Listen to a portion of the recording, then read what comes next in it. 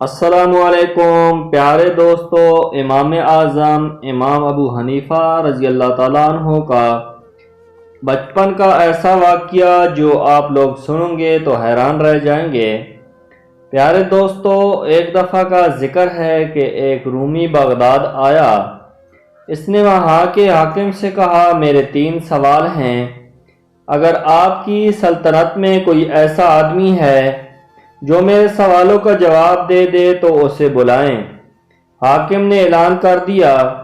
سارے علماء جمع ہوئے۔ امام صاحب رحمۃ اللہ علیہ بھی ابھی چھوٹے تھے، وہ بھی وہاں موجود تھے۔ رومی ایک اونچی سی جگہ پر، جسے منبر کہتے ہیں، چڑھ گیا اور اس نے 3 سوال کیے۔ سوال یہ تھے کہ بتاؤ خدا سے پہلے کون تھا؟ اس کا دوسرا سوال یہ تھا، بتاؤ خدا کا رخ کدھر ہے؟ اور تیسرا سوال جو رومی نے کیا، بتاؤ خدا اس وقت کیا کر رہا ہے؟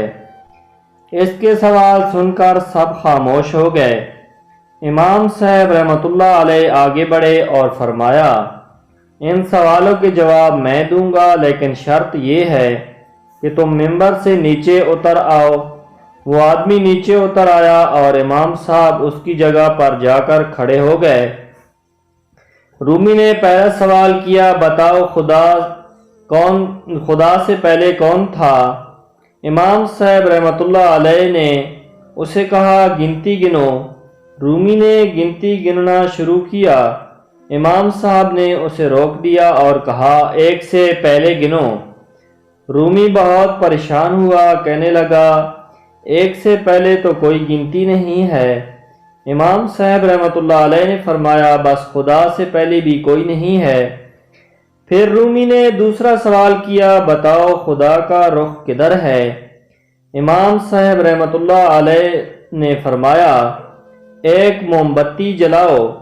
رومی سے پوچھا کہ اس کی روشنی کا رخ کدھر ہے؟ رومی کہنے لگا، ہر طرف اس موم بتی کا رخ ہے۔